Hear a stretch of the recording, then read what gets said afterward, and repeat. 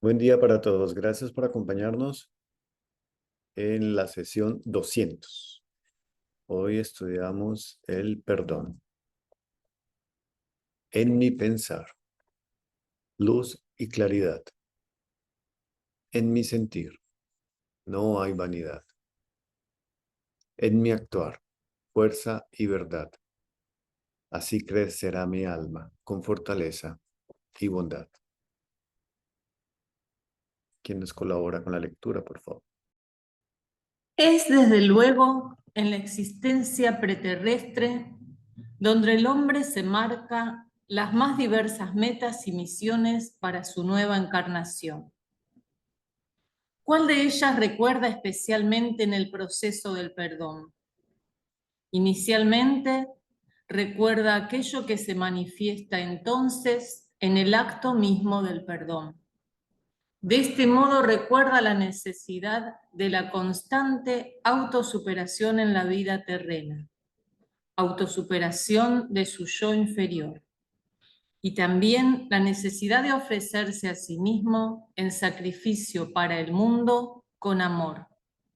Sin embargo, en la existencia suprasensible en la que el hombre se debate antes de su nacimiento en la tierra, en contraste con su estado terrestre, todas las metas que se han marcado desde su yo superior no existen en forma de ideales abstractos, preceptos morales o imperativos, sino que aparecen en forma de seres auténticos del mundo espiritual, los que personifican a los respectivos impulsos en su esencia plena.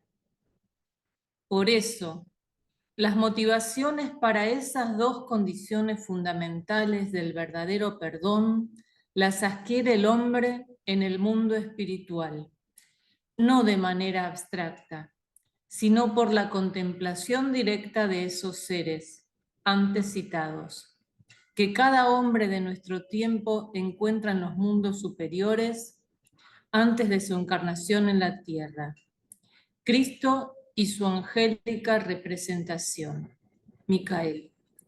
Fragmento del libro El significado oculto del perdón, Sergej Prokofiev. Gracias, Mónica. Muy buen día para todos. Buen día, Isabel. Buen día, Mario. Muy buenos días. Bueno, comencemos entonces con la retrospectiva. Mario, a mí me quedó resonando lo de los zapatos. Duro ese poema. Lindo, ¿no? Pero realista y fuerte, ¿no? Ven, ponte mis zapatos, camina mi trayecto y luego dime si te duelen los pies. Mm. Ese poema no me dejó dormir toda la semana, Mario, gracias. ¿En serio?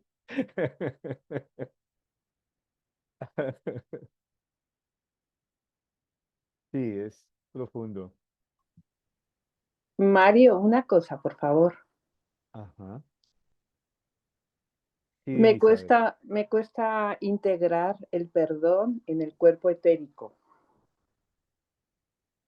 Ya, bueno. Vamos a tocarle entonces ahora. Ayúdame, por favor. Ahórrame tiempo. Bien, sí, no es un tema, justamente no es fácil, ¿no? Vamos Mm, a retomar ahora ese aspecto del perdón porque si uno dice una espiral ascendente, que vamos a mirarlo ahora en el proceso de hacer un trabajo interior, cuando llegamos a este paso, que es justamente el del perdón, allí podemos nosotros volver a bajar y quedamos en un círculo como, como el hámster, ¿no? Un círculo tautológico, redondo constantemente. Y es ahí donde viene justamente la ejercitación, pero vamos a mirar eso un poco ahora, ¿no? Cómo realmente logramos ayudar a nuestro cuerpo etérico, ¿sí? A que se desligue de ello. Mario, a mí me había quedado, apago la cámara porque tengo muy baja señal. Eh, Me quedó resonando que todas estas cuestiones anímicas que de algún modo no podemos resolver, que quedan ahí en nuestro inconsciente, digamos, eso que nos llevamos para volver a trabajar, ¿no? Cuando volvemos a reencarnar, como que de algún modo queda, vos habías dicho, custodiado por las jerarquías con mucha devoción. Y que cuando nosotros logramos como ser compasivos, tomar conciencia y perdonar, liberamos a esos seres de esa tarea, ¿no? Como que en realidad estamos trabajando no solo para nosotros, sino también para la próxima época cultural, ¿no? Como que el trabajo que estamos haciendo trasciende nuestro propio ser, ¿no? Eso como que es fuerte, porque a veces uno cree que hace las cosas, o sea, en realidad es una tarea muy importante la que tenemos, el ser conscientes, el trabajar, ¿no? El despertar. Mm. Sí, justamente yo pienso que el aspecto de la compasión, el aspecto de la compasión justamente comienza con un ejercicio donde uno toma conciencia de que todos, o sea, todos de alguna manera nos ayudamos en el proceso de hacernos humanos. Es decir, así como nadie puede aprender a caminar erguido sobre la tierra, hablar y pensar, si no tiene otro ser humano al frente que le permita eh, imitar ese caminar, hablar y pensar, si no tenemos ese ser humano al frente, no desarrollamos nuestra humanidad. Y en ese sentido, el hacernos hijos de la tierra, o sea, seres humanos, justamente no es una tarea que termine con esto de los, digamos, de los 3 primeros años, como una tarea esencial de los 3 primeros años de vida, sino que es una tarea permanente. O sea, hacerse humano es algo en devenir, en construcción. Recordemos que el ser humano es un ser que no está acabado, aún no es un ser completo. Es un ser en constante devenir, en hacerse. Y esa aparente imperfección biológica en relación con todo el reino animal, porque recordemos que el animal nace completo, acabado, en ese sentido, esa desventaja, entre comillas, es la posibilidad de nuestro crecimiento. Hemos visto en varias ocasiones que el animal se comporta, es lo que su instinto, que le ayuda a configurar no solamente su fenotipo, su forma física, sino también su comportamiento. Entonces, en ese sentido, el animal ya no tiene que hacer ningún esfuerzo, mientras el ser humano al nacer incompleto, eso le permite justamente construirse, hacerse, devenir ser humano.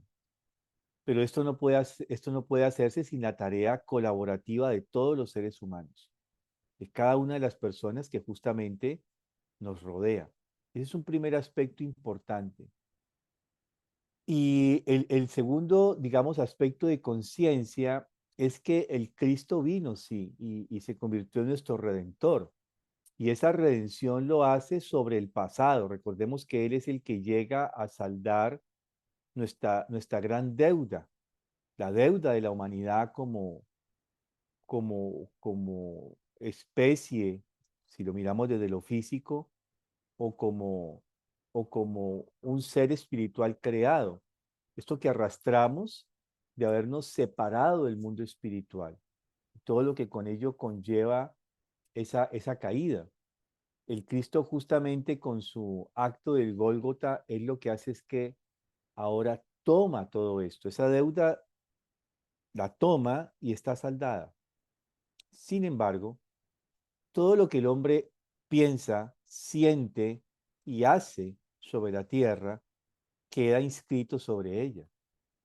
Y él, para poder tomar justamente ese pecado en lo corporal de la humanidad, él se convierte en el espíritu de la tierra, en el corazón de la tierra.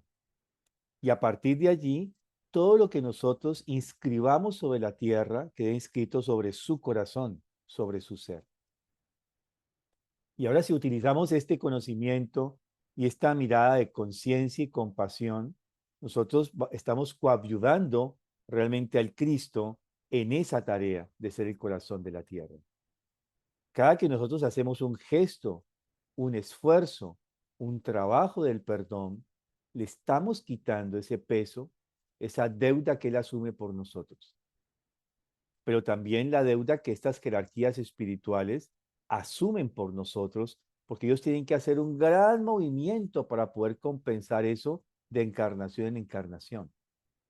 Ya no en la anterior ley, el ojo por ojo, diente por diente, mano por mano, porque antes era así, hasta antes del Gólgota. ¿Sí? Reza coloquialmente en las calles colombianas, el que la hace la paga. Aquí no hay una justicia de pena de muerte oficial, no la tenemos, en la Constitución no está. La máxima pena, si acaso llega a los 60 años de cárcel, y eso que si acaso 40, 30, ¿no? Llega a ser. Y eso que no ha habido condenas ejemplares así en los últimos años que yo conozca, en ese sentido. Pero esa ley de la muerte, el que la hace la paga, sí se vive en las calles. O sea, la pena de muerte está instaurada dentro de nuestra cultura, no jurídicamente, no dentro de la Constitución, pero sí es un hecho. Y ese aspecto del que la hace, la paga, es justamente eso de seguir acumulando eh, ese hilo del ojo por ojo, diente por diente, mano por mano, pie por pie. Y justamente después del Gólgota, eso cambia. Y ahora las circunstancias no es que si uno afectó a uno de esta manera, debe pagar la condición de la misma manera. Ya no. Hay las variadas formas de compensación. Y ahí tiene que seguir trabajando el mundo espiritual. Tiene que seguir trabajando para mirar cómo une esos hilos biográficos de esas personas para que justamente se pueda saldar de una manera saludable espiritualmente y humanamente esa compensación, ese hierro, ese error que nosotros hemos cometido para con otro u otros. Por ejemplo, si yo fui asesino una vida, la condición de la ley del talión me decía, bueno, ahora tú tienes que morir de la misma manera como asesinaste a esa persona. Después del proceso del misterio del Gólgota, después de la ofrenda del Cristo por nosotros, al convertirse Él en el alma, en el corazón de la tierra, eso cambia. Y puede ser que yo llegue acá a la tierra y tenga que ser el cuidador de esa persona que nace con una discapacidad, por ejemplo. O tenga que ser su médico o su terapeuta y cuidarlo, atenderlo, o su padre o su madre. Es decir, no hay reglas, es decir, podemos imaginar las más variopintas formas en que yo ahora, justamente a partir del cuidado, del amor, de la atención que le haga a esa persona, compenso el daño que le hice. Eso cambia. Y eso es un aspecto muy importante de señalar porque no sigue siendo igual. Y una cosa era antes del misterio del Gólgota y otra cosa es después del misterio del Gólgota. Pero cuando nosotros aquí en la tierra, aquí, en carne y vida propia, decidimos que justamente perdonamos, decidimos hacer un proceso de perdón, como esta pregunta que, que, que lee Oscar ahora, ¿cierto? Yo tomo conciencia de que hice un error, un daño a otro, y me arrepiento. Pero aquí es donde viene el gesto, porque a veces, como nos han enseñado culturalmente, el arrepentimiento es remordernos por el daño que le hemos hecho al otro. Y me remuerdo, ¿no? Es como para adentro, me muerdo. Hay este que tiene la costumbre de morderse los carrillos, ¿han visto? ¿Ahí qué hay detrás de eso? Yo digo siempre, ¿no? Está uno mordiendo acá. ¿Qué hay ahí? ¿Qué inconscientemente estoy yo? ¿Sí? Como dicen los alemanes, das Gewissen wissen, ¿no? Ya, la conciencia muerde.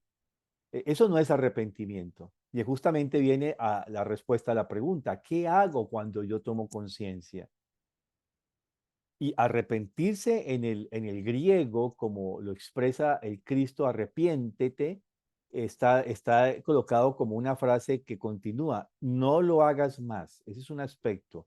Cuando yo me doy cuenta de que hice un error o que estoy cometiendo un error, eh, digamos, no soy consciente de que cometo el error de la misma manera, yo tomo conciencia y decido no volver a hacer eso, no volver a pecar, no volver a errar de esa forma. Por un lado, eso sería el primer aspecto del arrepentimiento. Y el segundo aspecto es que yo hago algo con ello. Y puedo hacerlo de dos maneras. Una, directamente. Voy ante la persona que le he causado daño y le digo, mira, ayer, hoy o el día que sea, he tomado conciencia de que yo te hice daño. Quiero pedirte perdón. Disculpa, no sé, la forma como nos guste, como nos salga, ¿cierto? Pero la cosa es, quiero pedirte disculpas, perdón por el daño que te hice. ¿Sí? No fue con intención, o sí fue con intención, no pude tener control de mis pulsiones y terminé haciéndote daño. Quiero pedirte perdón. Eso sería lo ideal, pero muchas veces no es posible porque la otra persona no quiere vernos ni en pintura, ¿sí? A leguas de distancia de nosotros. Sería hasta peligroso a veces buscar un acercamiento a la persona, ¿no? No, tenemos miedo inclusive de cómo reaccione la persona, de que la cosa no, digamos, no salga bien. Pero entonces tenemos otro ejercicio y es aquí donde viene la meditación, oración. Yo traigo la situación, me quedo así en mi casa, en mi asiento preferido, en el sitio donde me puedo estar tranquilo o en cualquier lugar. Traigo la situación, traigo a la persona y le envío una ola de calor, de amor, de cariño. Y ahí, en ese ámbito, le pido perdón. Y cuando estamos haciendo esto es porque debemos considerar de que nuestros cuerpos vitales, nuestros cuerpos vitales están unidos. Nuestro campo etérico está unido. Como hoy en día todos los aparatos están unidos a través del Bluetooth, del Wi-Fi. Eso funciona porque existe un campo eh, vital, electromagnético, que permite que los aparatos entren en comunicación sin estar conectados con cables. Porque otra forma es el cable, ¿no? Cojo el cable y ¡pum! Lo enchuflo lo enchuflo en el aparato, ¿no? Aquí tiene ese fenómeno de que está el Bluetooth o el Wi-Fi, ¿cierto? Es decir, entra una conexión.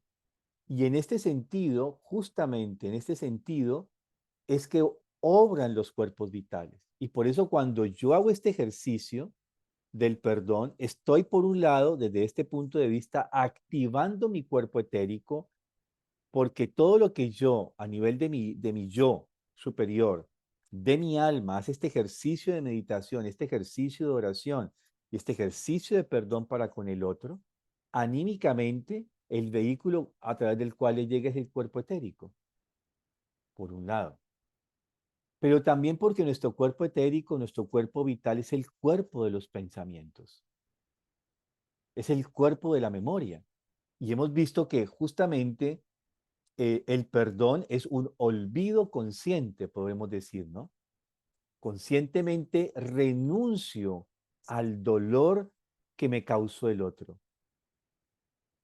Y eso lo estoy moviendo obviamente en mi alma, en mis emociones, pero también en mi cuerpo vital. Están unidos.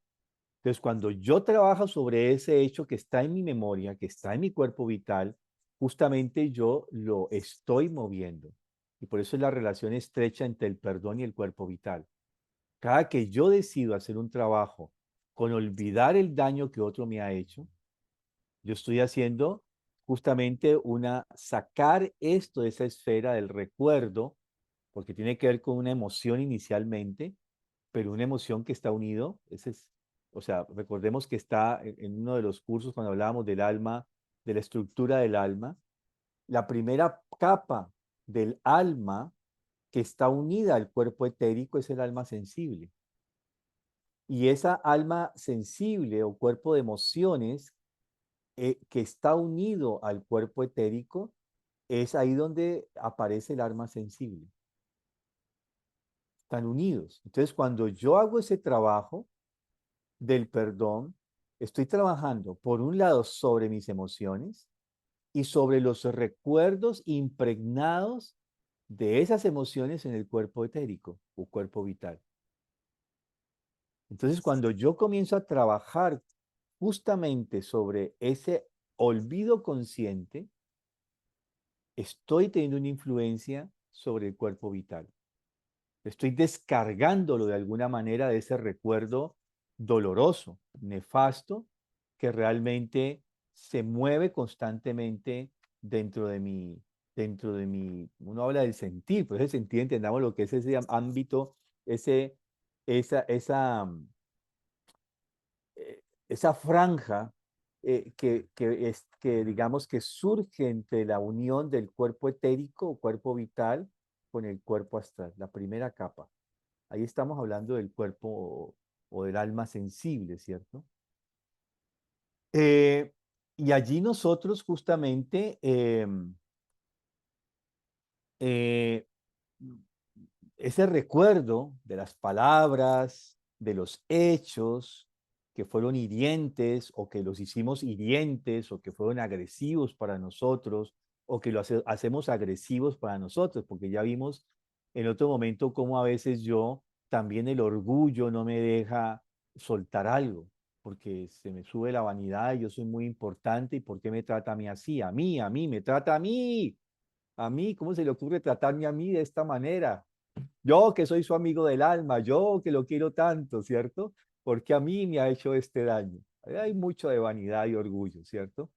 Pero justamente por eso es, porque es nuestro amigo del alma, porque es la persona más próxima, más cerca a nosotros. Y tenemos que pensar ahora esto. ¿No será que nuestra conciencia superior, nuestro ángel, nos mandó justamente a ese amigo del alma, a esa persona querida, para que nos causara ese dolor y dejáramos de ser vanidosos? Posiblemente, ¿cierto? No sabemos qué pacto hicimos allá mientras dormíamos, donde se encuentra la liebre y la zorra, ¿cierto?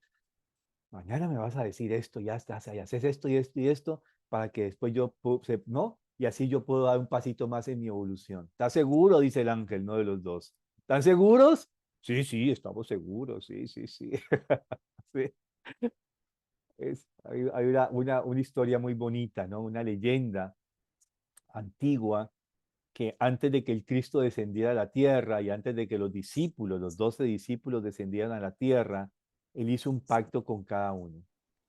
Y entonces cuando llegó a esta constelación, ¿cierto? De Escorpión, ahí se encuentra con Judas, Iscariote y con Juan Evangelista. Y la leyenda dice de que se dirige Cristo a Juan Evangelista y le dice: Juan, ¿tú estás dispuesto a mostrarme el lado luminoso de la muerte? ¿Estás dispuesto a acompañarme hasta el final de mis días y soportar la muerte iniciática, este proceso de hacerme hijo del hombre? Y Juan dice: sí, Señor. 3 veces le hace la pregunta, ¿no? Y Juan dice: sí, Señor, hasta el final estaré contigo. Y luego entonces se dirige a Judas y le dice: Judas, ¿tú estás dispuesto a mostrarme el lado oscuro de la muerte? Recuerda, es el lado oscuro de la muerte que me tienes que mostrar. Eso no va a ser tan fácil, ¿no? Son palabras mías, y no dice el relato, ¿verdad? Es decir, pero más o menos es el diálogo, ¿cierto? Y Judas le dice: sí, sí, Señor. Segunda vez, y la tercera vez lo remata diciéndole: ¿estás seguro? Recuerda que te vas a quedar solo y vas a sufrir el desprecio y la incomprensión de todas las personas. ¿Estás dispuesto a mostrarme el lado oscuro de la muerte? Y Judas dice: sí, Señor. Y Y por eso hay un evangelio apócrifo que nos muestra que siempre el Judas es el malo del paseo, ¿no? Que igual que el Caín, ¿cierto? Y no tenemos una relación anímica espiritual muy agradable con Judas, porque fue el que lo vendió, fue el que le hizo sufrir todo esto, ¿no? Pero en ese evangelio apócrifo dice que a unas sabiendas de lo que iba a pasar, Judas hizo lo que tenía que hacer, porque el Señor se lo había ordenado. Y toman como punto de referencia cuando le pasa el pan con la salsita esa amarga, haz lo que tienes que hacer. Está en todos los evangelios, aún en las malas traducciones, ¿no? Haz pasando el pan con ese ácimo, con la salsita amarga, además eso saben que es ese pan, no es un pan duro, obviamente es un tostado, pero amargo y duro, o sea, no, el tostado es rico, ¿no? Pues aquí hablamos de tostado porque lo conocemos en el Valle del Cauca, ¿cierto? Es un pan duro y simple, insípido, no tiene nada de agradable, y encima le echaban una hogaza de hierbas amargas. El Cristo tomando un pedazo de este pan, le echa esa hogaza amarga y se lo pasa y le dice, haz lo que tienes que hacer. Es una imagen arquetípica muy poderosa, por eso ese evangelio retoma esto. Es el Cristo el que está diciendo, hazlo. Y esto del pan sin sabor, duro, ¿sí? Insípido, con estas hierbitas amargas, es también una imagen arquetípica. Bueno, imaginemos que el ángel entonces allá es, nuestros ángeles, ¿cierto? De las guardas, hemos pactado, le hemos dicho que estamos seguros y nos coloca una situación donde ahora tenemos que vivir una situación de crisis acá en la tierra. Y bueno, acá es donde entonces podemos pensarlo de esta manera. Quizás este otro, y eso no tiene que ser siempre así, por favor, ¿no? Pero es quizás este otro es un instrumento para que yo mejore, directa o indirectamente. Directamente porque fue que lo pactamos o indirectamente porque también de alguna manera, cuando yo logro hacer un proceso del perdón, yo estoy justamente madurando, desarrollando una cualidad dentro de mi ser. Soy capaz de llegar a una dimensión de comprensión más profunda, es decir, logro desarrollar un poco más mi alma consciente. El alma consciente no es algo que tengamos ya dado, como la tenemos en el alma sensible o como la tenemos hoy en día más o menos configurada en el alma racional. Digo más o menos, porque no siempre en todos el alma racional ya está dada. Hay que hacer unos ejercicios para desarrollar el alma racional. De alguna manera vamos a la escuela por eso, ¿no? A la escuela convencional, porque si pensamos de que esa alma racional tiene que estar formada, adiestrada. Eso fue en el pasado, ya no. Pero hoy, igual que en el pasado el alma sensible y el alma racional tuvo que estar en un proceso de instrucción, de formación, el alma consciente debe estar. Decimos, ¿tenemos un alma consciente? Sí, tenemos ahí el prototipo, el germen del alma consciente. Pero todos estos ejercicios, en especial del perdón, cada que logramos dar un paso hacia el ejercicio del perdón, esta alma consciente justamente logra un brote más. Imaginémoslo literalmente como una planta, una semilla que colocamos en tierra fértil. La regamos, le colocamos adecuado espacio de que se airee, le echamos nutrientes, tiene sol, tiene agua y ella va brotando.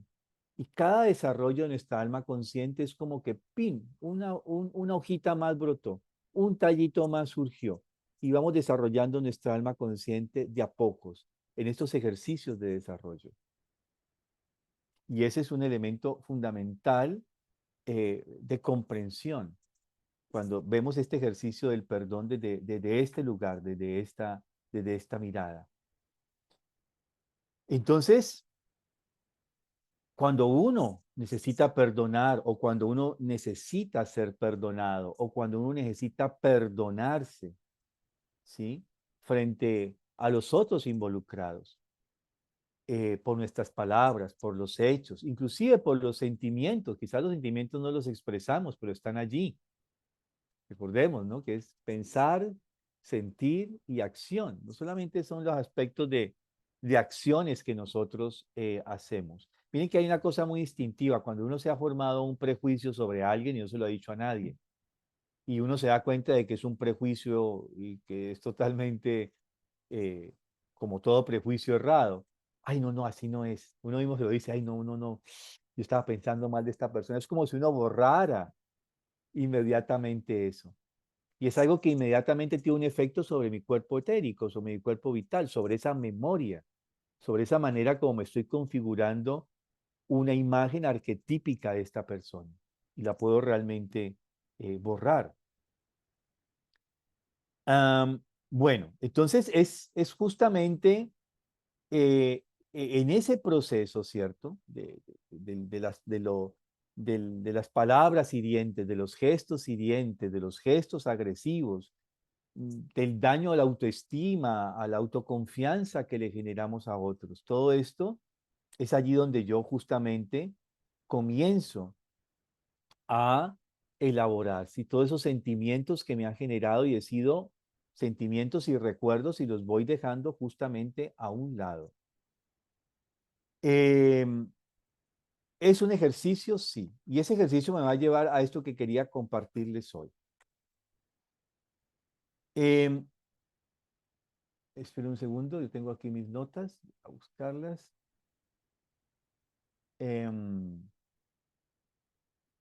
Son 12 pasos. Recordemos que yo puedo tener dos posibilidades, no tengo más. Una,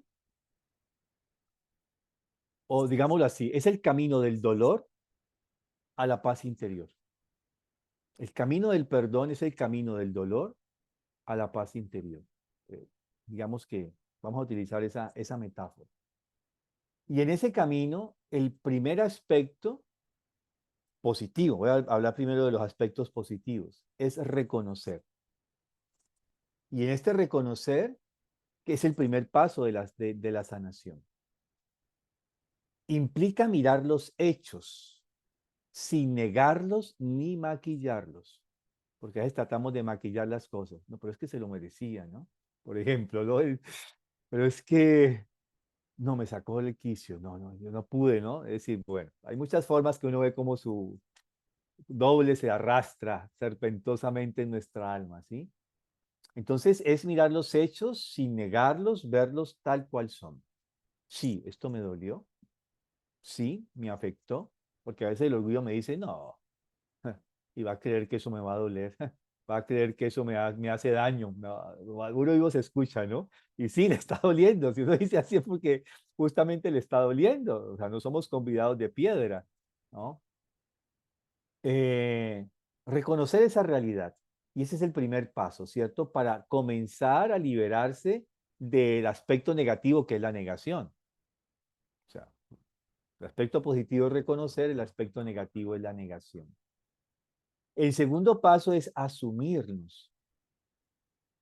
Asumir, cuando yo asumo la situación y digo, esto tiene algo que ver conmigo, y me lo digo así, esto tiene algo que ver conmigo, inmediatamente se quita mi tendencia a estar culpando al otro, a estar señalándolo del daño que me hizo, ¿sí? O a los otros o al destino. ¿Por qué a mí, Dios mío? Cuando no hay nada, sino que es una cuestión que llega de la vida, ahí la cogemos no es contra el otro, la cogemos contra el ángel, con nuestro ángel, con el que pactamos allá donde nos encontramos, donde se encuentra la zorra y la liebre en la medianoche cósmica, ¿cierto? Y entonces acá decimos, ¿por qué a mí, Dios mío? Y lo decimos con ímpetu y coraje, ¿no? ¿Por qué a mí, Dios mío? Y le reprochamos a nuestro ángel. Entonces, dejar de culpar a los otros, dejar de culpar al destino, a nuestro ángel, ese asumir es el proceso de recuperar un poder personal, es desarrollar mi capacidad de acción y entender que aunque no controlemos lo que nos pasa, sí podemos controlar cómo respondemos. Eso es parte del asumir. Yo no puedo controlar lo que pasa en el mundo. Yo no puedo controlar lo que los otros piensan, sienten o hacen, pero sí puedo controlar cómo yo reacciono frente a eso. que ahí está mi asumirme, ¿cierto? El tercer paso sería aceptar. Yo acepto. Cada herida trae una lección. Cada fracaso trae un aprendizaje nuevo, como cuando estamos haciendo cosas prácticas, ¿no? Y tratando de inventar un aparato. Ah, no funcionó, todavía un error. ¿Qué podemos hacer, cierto? Bueno, lo tratamos de mejorar. Entonces, cada, em, cada proceso de aceptar, ¿cierto? Cada lucha interior ya, se suelta, ¿sí? Soltamos, aceptamos, y esta aceptación, quiero decirlo, no es aprobar lo que pasó. Ah, sí, me lo merezco.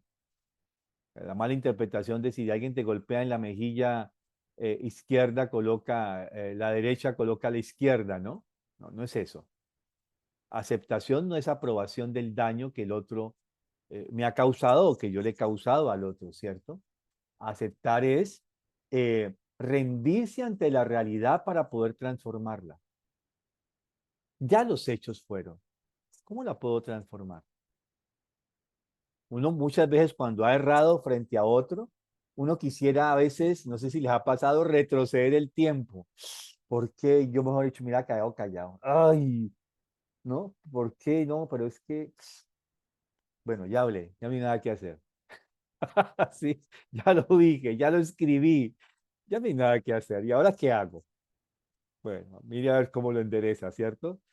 No como trata de tapar las cosas, cómo hago allí para poderlo solucionar. Entonces, aceptar no es aprobar. El cuarto paso sería aprender. Y en ese sentido, es cada día trae una lección. ¿Qué es lo que tengo que aprender? ¿Qué puedo aprender de esta experiencia? ¿Cómo transformo en dolor en sabiduría? ¿Cómo hago esto? ¿Cómo, cómo le doy sentido profundo al sufrimiento? No cómo me hago un mártir, ¿sí? Y miren aquí yo cómo sufro, yo pobrecito, que también vemos esa actitud muchas veces, ¿no? Y miren, ¿no? Siempre me pasan a mí estas cosas por buena gente, ¿no? Mire, ¿y cómo me tratan? ¿No? Entonces no es ese punto, ¿sí? Sino es cómo logramos justamente que el dolor se convierta en sabiduría. Y justamente de los procesos de ese dolor, de ese aprendizaje, no solamente de los aciertos, sino también del dolor, acumulamos un saber, un conocimiento sobre la existencia. Entonces no podemos hablar de que haya sabiduría sin un proceso de superación de situaciones dolorosas para nosotros. Es decir, a quien no siente dolor por ser ignorante, por no ser sabedor de algo, ese es el principio, el reconocer que nada sé, no sé. Hay un diálogo muy bonito en el libro de Reyes, ¿no? Cuando Salomón con 12 años queda como rey. Hay un muchachito de 12 años, ¿no? Y entonces Dios se le manifiesta en un sueño y le dice, ¿qué quieres? Ahora eres el nuevo rey de Israel, ¿qué quieres? ¿No? Y es muy bonito porque uno piensa que siempre se cree que Salomón pidió sabiduría. Y Salomón no pidió sabiduría, no pidió poder, tampoco pidió eso. No sé si han leído esta parte, este pasaje del Antiguo Testamento, ¿sí? Pero no pide ni sabiduría, ni poder, ni consejeros que lo guíen.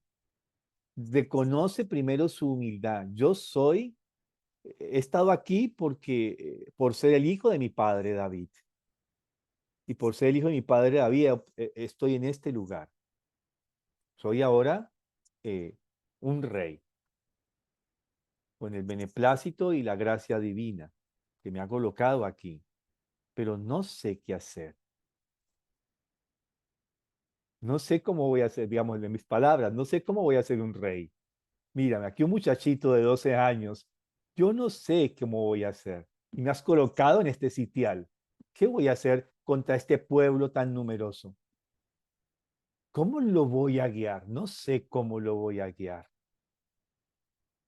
Y al final Le va a pedir algo muy importante. Y esa es la petición especial de Salomón. Solo te pido que me des un corazón que escuche.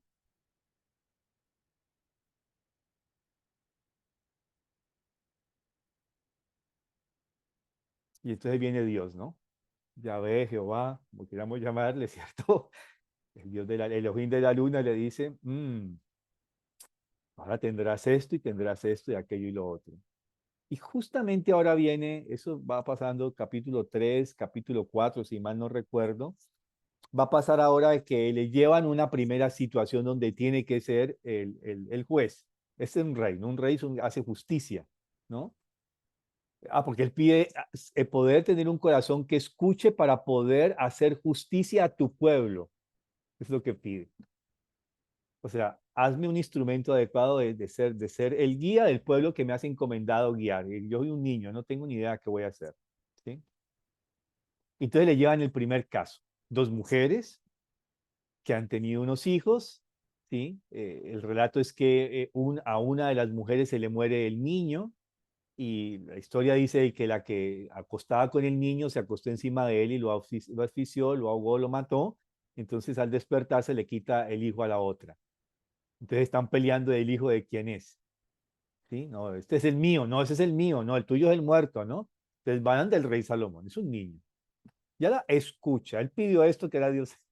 Dios le da esta capacidad de escucha, ¿no? Y solo esta capacidad de poder compenetrarse con el otro.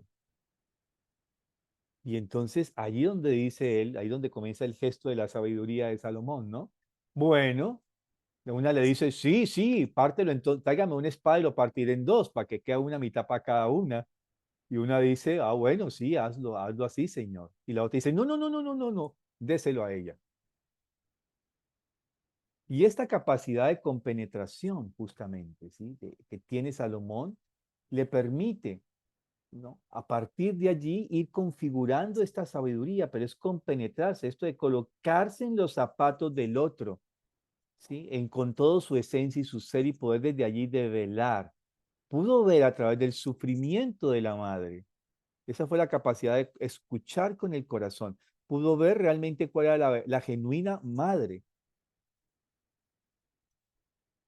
Pero surge justamente desde el dolor. Aprender. Escuchar atentamente. Y eso ya no es hacia afuera, sino hacia adentro, o sea, la introspección, el insight, como le llaman los americanos a esto.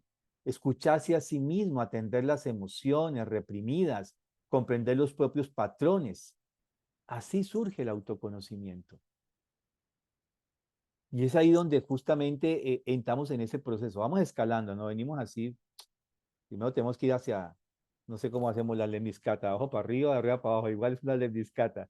Y por eso es que siempre va a salir para arriba, ¿cierto? Entonces digamos que ya hemos estado en el fondo, ahora vamos saliendo. Y el siguiente paso es decidirse a cambiar. Y aquí es donde sanar es una elección, no es una condición sine qua non. Sanar es una elección. Yo tomo la elección. Eh, Esto implica romper los ciclos del victimismo. Implica asumir, tomar decisiones conscientes para no repetir los mismos errores, vínculos dañinos, formas de nuestro ser, del carácter, reacciones temperamentales. ¿Sí? O sea, yo decido cambiar. Es una elección. Yo lo hago. Pero ahí es donde comienza justamente, venimos desde un campo que viene desde el conocer hasta lo más profundo en el centro del corazón y ahora hay una decisión. Yo decido cambiar. Y eso implica que pase al siguiente paso, que es trazo un plan. Y muchas veces en la sanación implica buscar ayuda. Ahí no necesitamos el consejero. No tiene que ser necesariamente una ayuda profesional, de un psiquiatra, de un psicólogo. Bueno, eso necesitamos, ¿no? o porque no tenemos a alguien, pero es buscar a alguien que nos ayude, algo que realmente en ese plan, terapia, meditación, escritura, un gesto de reconciliación, hacer algunos de los ejercicios que estuvimos viendo, ¿cierto? Em, Trazar un plan para crear hábitos nuevos, saludables, trazar un plan para establecer límites en mis relaciones con los otros, aprender a decir no, por ejemplo. Hay gente que no sabe decir no. No puedo, no puedo, no tengo tiempo, no te puedo atender. A veces yo tengo una frase de cajón que no suena muy bien, yo sé. ¿Te puedo pedir un favor? Mm, Sí puedo. Sí, siempre digo, sí puedo. Y la gente eso como que queda en shock, ¿cierto? Y es verdad, sí puedo. Porque tal que no pueda, ¿no? O sea, no siempre debemos quedar por hecho de que si pido un favor el otro me lo tiene que conceder.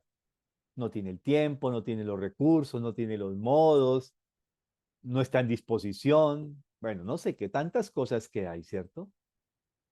Y ese es un ejercicio, porque muchas veces, a veces en ciertos roles, en ciertas profesiones, uno está siempre dispuesto, con la camisa, el mandil puesto. No se lo quita nunca. Desde que se levantó, se lo colocó y se acostó con él. ¿Sí?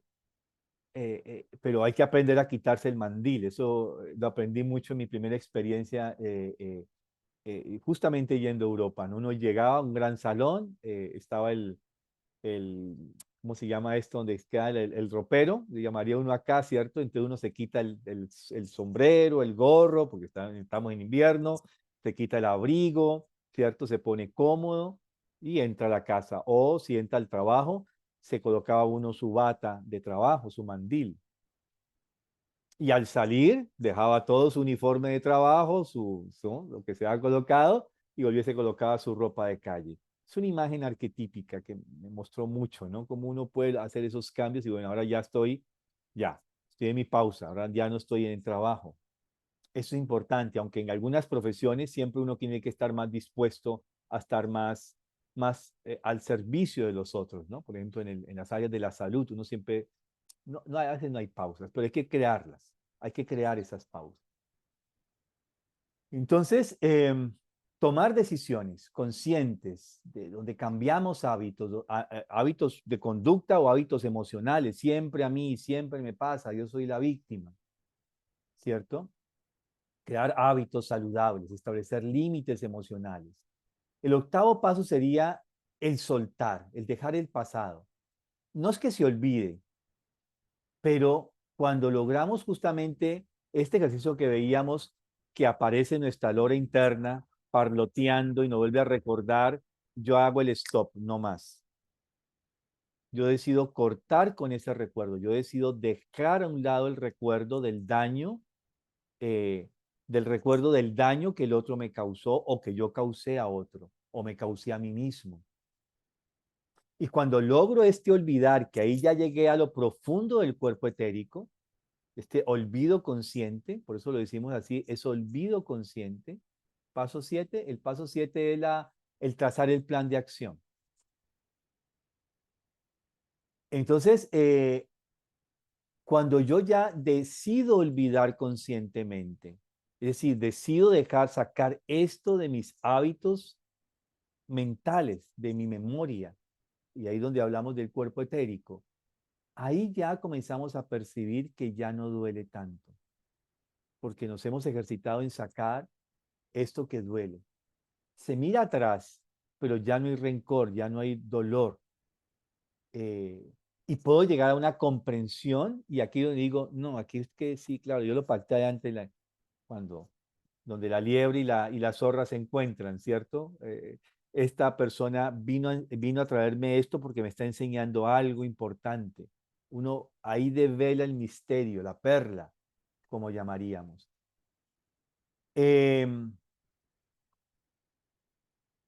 Y aquí justamente vamos al noveno paso, que es donde justamente estamos en el perdón, que ya hemos visto que no es justificar, sino que yo me libero del peso emocional. que me ata al sufrimiento.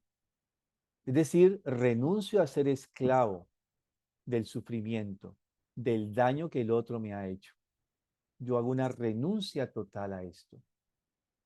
Y ese es, uno siente que ese peso, literalmente, uno puede sentir que un peso se quita de nuestro mundo interior.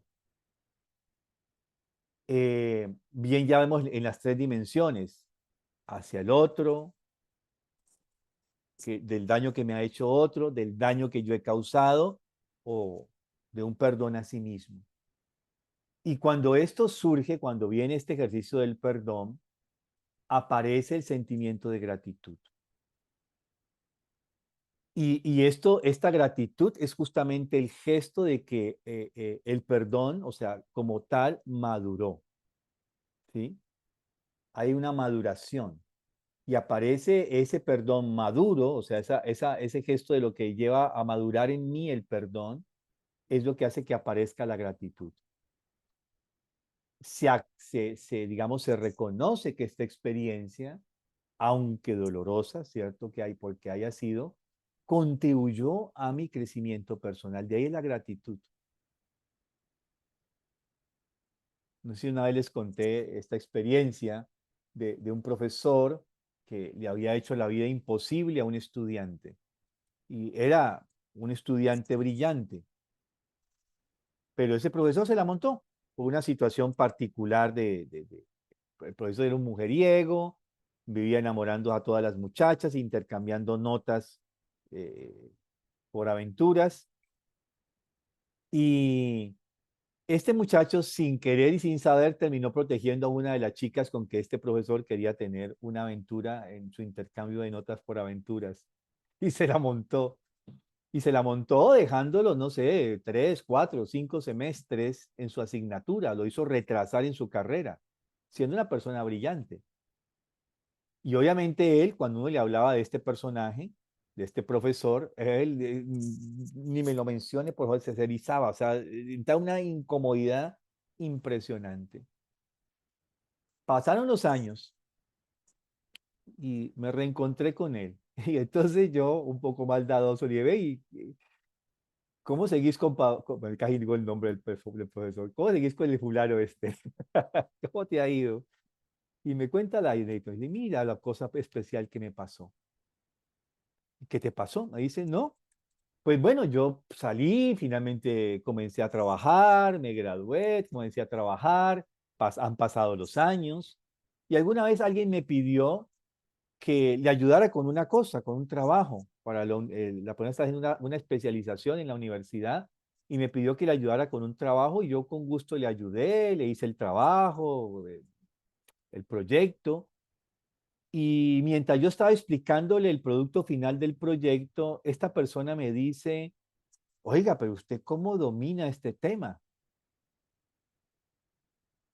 Y entonces él dice, eso como que me permitió mirarme hacia adentro de mí, porque no era consciente que yo dominar el tema como me lo estaba señalando esta persona, como un experto en el tema. O sea, ¿usted cómo domina este tema? O sea, digamos, él era un profesional, no tenía ninguna especialización y le estaba llegando alguien de una maestría muy rigurosa en derecho, además era la carrera, a que le ayudara a hacer una cosa de derecho de familia, algo así era cosa, si mal no recuerdo. Y entonces él comienza a hablarle, entonces está pone escuchándolo, pues, y dice, oiga, pero usted cómo domina este tema. Y entonces él se mira adentro y entonces va como una retrospectiva a recordar que gracias a ese profesor que se volvió un tirano para él, que lo hizo sufrir durante muchos años de su carrera, él se clavaba a estudiar en la biblioteca sobre esa asignatura, un semestre tras otro, un día tras otro. Y entonces comprendió que esa persona había sido un instrumento de la vida para 2 cosas. Primera, para que él se volviera un riguroso, o sea, un ratón de biblioteca, un estudiante muy empedernido de esa asignatura, que era la clave, digamos, la esencia de esa carrera que él estaba haciendo. Y segundo, comprendió que él tenía una inhabilidad por su biografía, era la incapacidad de poder defender a nivel argumentativo un punto de vista. Entonces él comprendió que ese profesor llegó, por un lado, para volverlo un ser riguroso, metodológicamente riguroso en la investigación, pero por otro, para aprender a confrontar a otros desde lo argumentativo, porque este no se dejaba, ¿no? En las clases era un combate, yo alcancé a ver un semestre con él, era un combate entre los dos, estábamos jugando tenis, ¿no? Ta, ta, era argumentativo desde la formación. Entonces, muchas veces, entonces él dice, y entonces, ahora pasó algo. Sentí eso que vamos a ver ahora, los otros pasos, una paz interior y una gratitud por ese hombre que me extrañé a mí mismo estar sintiendo eso por esta persona tan despreciable que era. Porque era despreciable, era una persona muy particular, ¿sí? Entonces, bueno, eh, ese es el sentimiento de gratitud. Se puede llegar a sentir, pues uno siempre siente gratitud por el bien que nos han hecho, pero aquí vemos que en este paso es gratitud por las experiencias que no son tan agradables, ¿sí? Dolorosas, porque comprendo que han permitido, han contribuido, han sido contributivas a mi crecimiento personal. Y luego de este décimo paso, que es la gratitud, viene el alegrarse. Y es una alegría que surge justamente de manera espontánea. No es que yo me impongo ser alegre, surge de manera espontánea. Y surge de manera espontánea porque me he liberado del rencor, de los grilletes del rencor. Es una alegría tranquila, no es que sea un proceso eufórico como cuando nos ganamos la lotería o nos dan el postre favorito que queremos, ¿cierto? Eh, es un gozo que justamente me conlleva ahora pasar al último paso, al 12, que es sentirme en paz. Y por supuesto que entonces, en ese sentido, vemos los pasos negativos en que uno puede anquilosarse, ¿no? Negar, culpar, que es evitar el dolor, comenzamos a proyectarlo hacia afuera, sentirse víctima y ser orgulloso, ya lo hemos visto, aferrarse a la identidad herida, tomarlo a la ligera, quedarse estancado, minimizar el problema en lugar de resolverlo, no continuar, quedarse rezagado de alguna manera, donde uno queda estancado a repetir patrones pasados, y escapar, buscar alivios momentáneos, distracciones, adicciones, frialdad emocional, pero sin paz verdadera. Sí, nos puede parecer que estos pasos de los, digamos, del camino no adecuado, negativo, me están protegiendo, pero realmente no, porque mantienen justamente la herida abierta y me mantienen engrilletado al dolor, a la herida causada. O sea, sigo siendo un esclavo de alguna manera. En ese proceso, cuando yo hago este proceso de camino consciente, tengo que mirar en qué momento me estoy retrocediendo, cuando tengo en cuenta los pasos y digo, aquí me estoy retrocediendo, ¿no? Muchas veces cuando uno ya, antes de llegar al noveno paso, que tiene que ver con el perdón, vemos que a veces retrocedemos, vamos para abajo, un escalón abajo, o dos, o tres, y hay que volver a arrancar para arriba. Es decir, es un ejercicio de mucha persistencia, de mucha ejercitación constante. Bueno, eso es lo que quería traerles hoy. Yo espero que estas herramientas, estos elementos puedan servirles para hacer este trabajo. Es un trabajo de toda la existencia, de todas nuestras existencias. No todo puede estar dicho ni totalmente claro porque es un proceso de comprensión, justamente este camino del perdón del dolor hacia el perdón, ¿cierto? Es un camino de iniciación, un camino, un proceso justamente de formación humana. Y bueno, lo importante es colocarnos en ejercicio, colocar los pies en movimiento, diríamos también, ¿no? Hacia allá.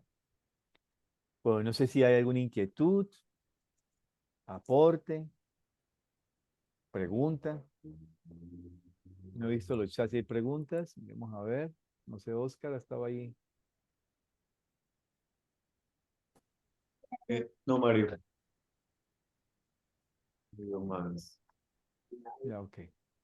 Bueno, entonces, no siendo más, dejamos el espacio para la parte artística, para el lugar que nos ayuden a descender todo esto, un poquito más digerirlo.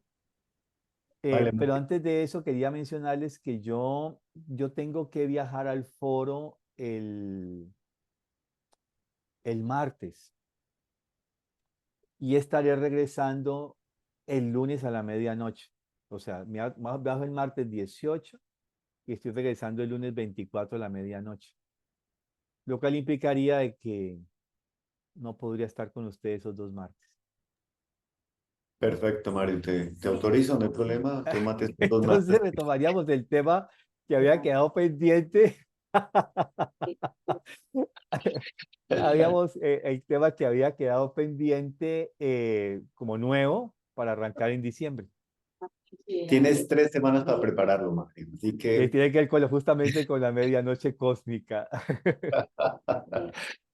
correcto. Entonces, hoy cerramos este tema del perdón, Mario. Muchísimas gracias. Y en 3 martes iniciamos con la medianoche cósmica. Muchísimas gracias, maestro Mario. Mucho gusto. Gracias, Mario. Buen día. Muchísimas gracias, Mario. Gracias, Mario. Muchas gracias, maestro. Y continuamos con nuestra querida María Isabel. Hola, ¿qué tal? Hola, María Isabel, ¿cómo está? Bien, muchísimas gracias. Bueno, pues podemos poner la propuesta de hoy, el dibujo dinámico que te he enviado. Ese. ¿Podemos dejar este?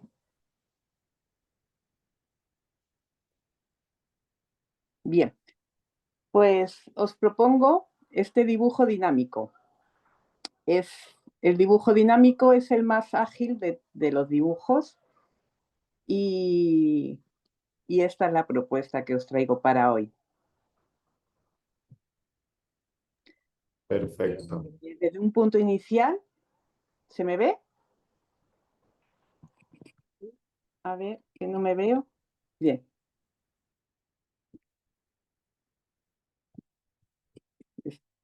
A ver, bien.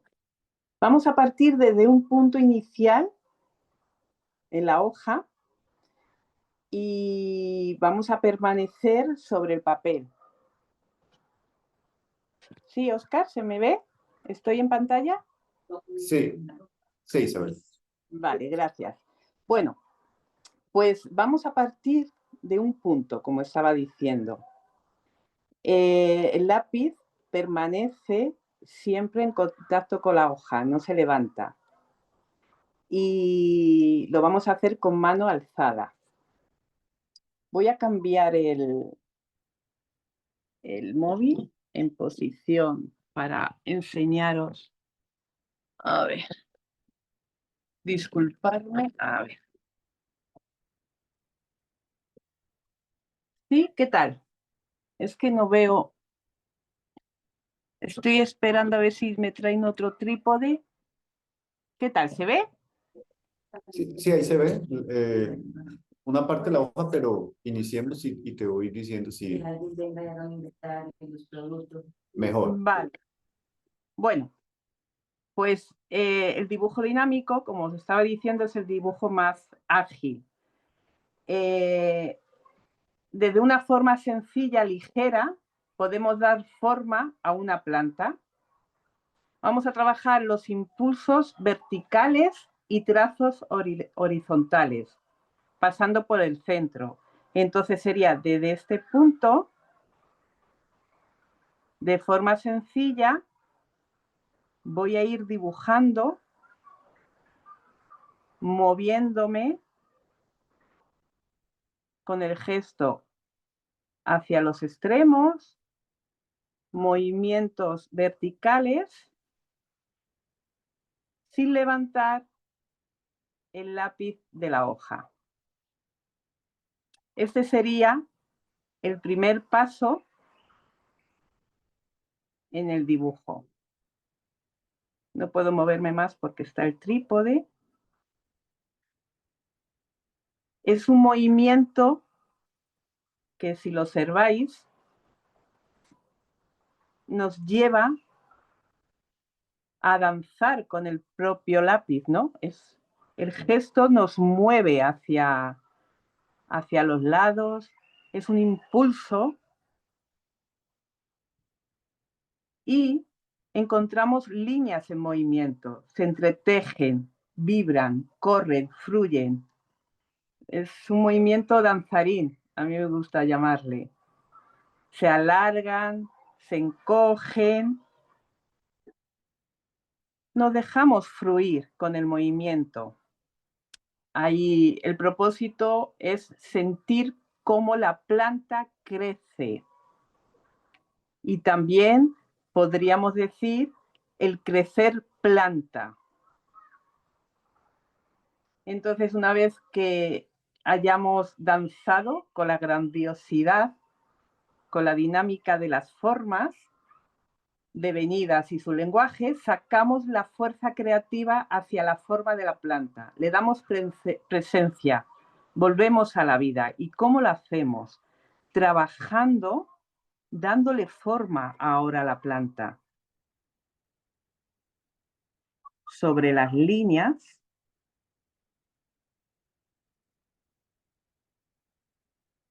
voy sacando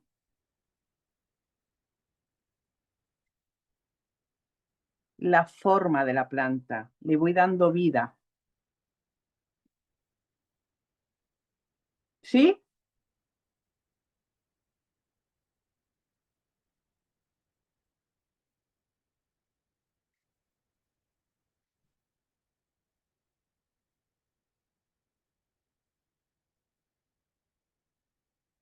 Las líneas me hablan, me ayudan a darle forma.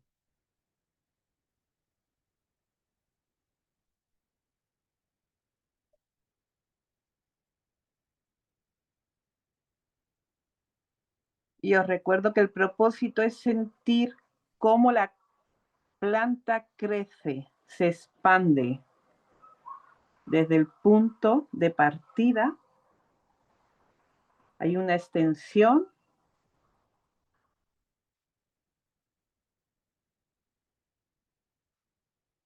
y si observamos la naturaleza vemos cómo se multiplican, cómo crecen. El propósito, vuelvo a repetir, que es sentir cómo la planta crece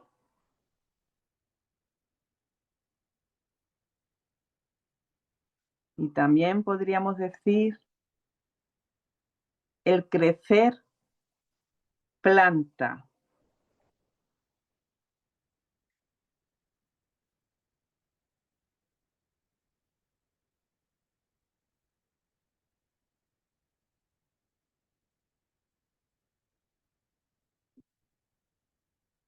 Observo el dibujo dinámico, los trazos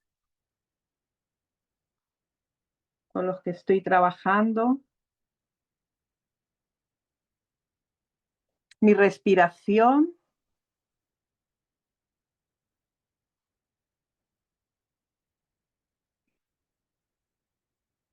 Una cualidad de este dibujo es que sana la respiración, nos ayuda a equilibrar el ritmo respiratorio.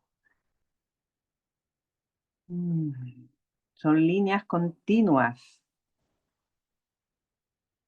dinámicas.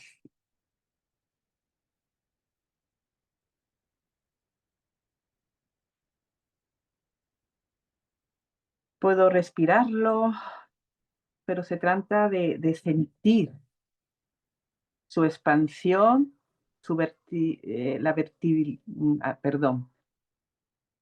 el impulso vertical y el impulso, ¿no? Cómo se extiende cómo vuelve al centro, ese latido, ¿no? Que nos aporta la respiración y que lo encontramos también en la naturaleza.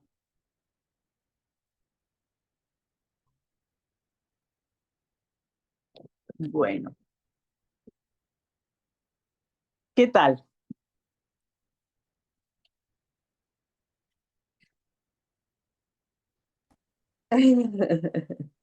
¿Cómo ha ido? Podemos seguir trabajando, ¿eh? Es prontito todavía. Y ahora incluso podemos pintarlo también. Vamos a aprovechar y lo voy a pintar yo también.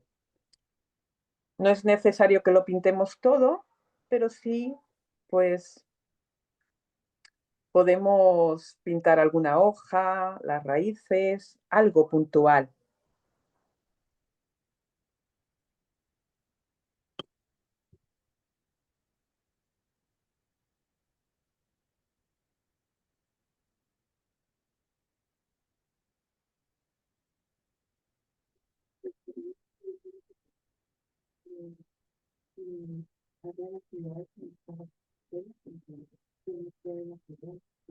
¿Qué tal? Hemos podido sentir el propósito de sentir cómo crece ese impulso, ¿no? Dinámico,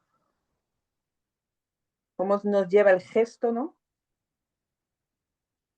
Cuando estaba practicando, recordaba, me venía todo el tiempo a la mente el director, ¿no? Con su varita. Me sentía así, ¿no? Cuando dibujaba esta planta. Conectaba mucho con el director y su varita y cómo esa vara danza, cómo crea música, ¿no? En el espacio.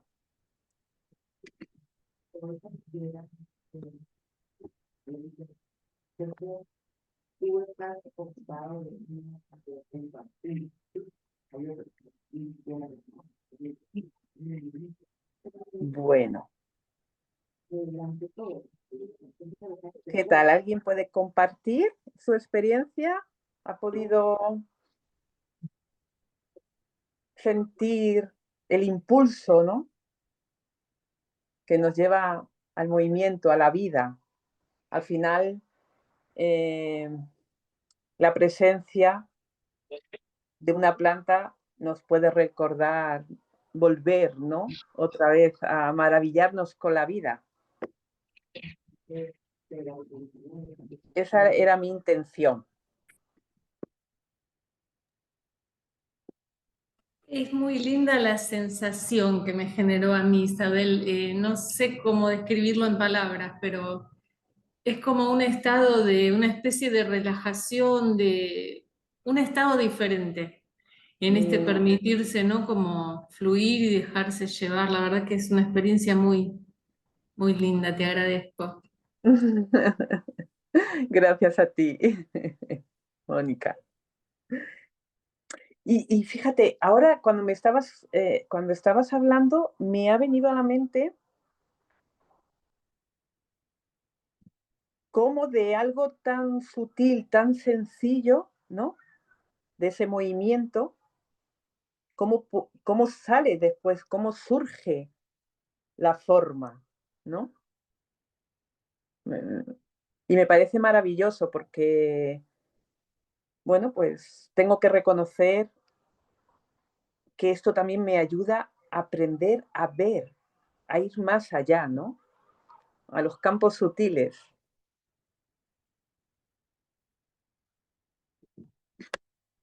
Cuanto más se trabaja, más se practica, ¿no? O entrenamos, pues más nos habla el dibujo.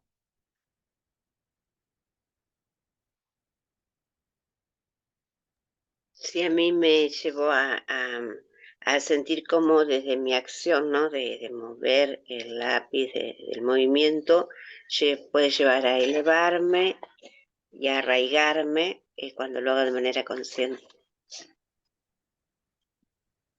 Así es. Muchísimas gracias. Puedo hacer una pregunta, es que cuando íbamos a comenzar se me apagó el celular. ¿El dibujo se hace, tiene una forma de hacerse o es libre? Es decir, vamos de la raíz a lo externo y volvemos a la raíz y otra vez a lo externo. Fue lo que pude observar cuando te vi dibujando cuando entré otra vez, pero no estoy seguro. Sí, Andrea. Andrea, perdón, Sí, Andrea. sí, gracias. Sí, el dibujo es libre.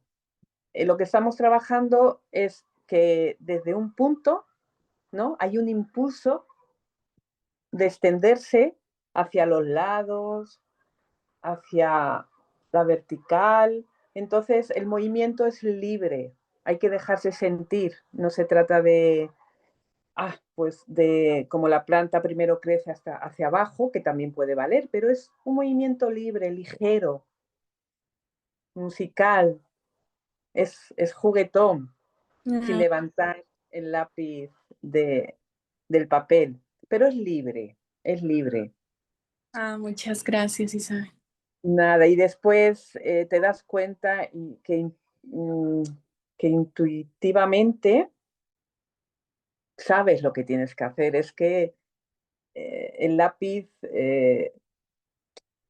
no hace las cosas por hacer, ¿sabes? La mano intuye y hay un impulso, hay un movimiento que nace desde adentro. Entonces, bueno, pues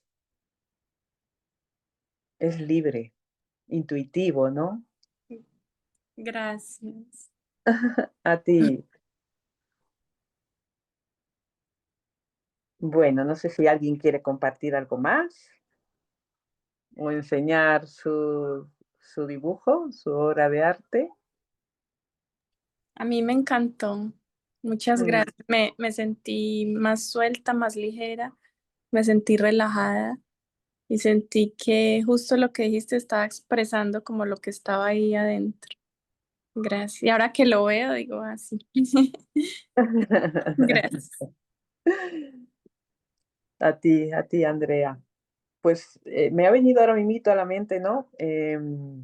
¿Cómo llevar ese trabajo a nuestra vida cotidiana? Creo que también ese sería, pues, el siguiente paso, ¿no? Ese reto de, de cómo plasmar eh, esto en mi vida, ¿no? Cómo poder, en los momentos más difíciles, ¿no?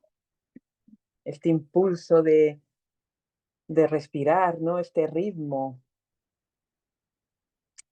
Es un trabajo profundo y que si practicamos durante más tiempo podemos sacar una buena reflexión y nos puede ayudar. Es simbólico.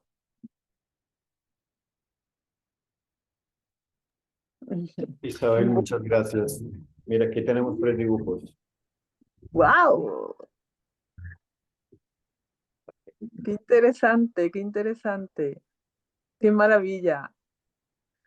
Oye, mandarme fotitos y así me dais permiso y las cuelgo por ahí. ¡Wow! ¡Qué maravilla! ¡Qué bonitos! Me Todos diferentes. encantan. Una maravilla, todos diferentes. Muchísimas gracias. Isabel, a ti, un abrazo, mil y mil gracias. Y recuerda, nos vemos en 3 semanas, Isabel, ¿vale? Vale, vale. Muy bien. 2 martes siguientes. Gracias a todos. Que Gracias. tengamos Muchas unas gracias. Gracias, buen día. benditas 3 semanas. Chao. Vamos a cerrar, por favor. ¿Quién nos ayuda? Yo puedo cerrar. En mi pensar, luz y claridad. En mi sentir, no hay vanidad. En mi actuar, fuerza y verdad. Así crecerá mi alma con fortaleza y bondad. Tania, gracias. Isabel, un abrazo. Buen día para todos. Nos vemos en 3 semanas. Gracias a todos. Creo que es Bye. suficiente para que Chao. Mario Chao. pueda Un preparar abrazo a el todos. próximo tema. Muchas gracias.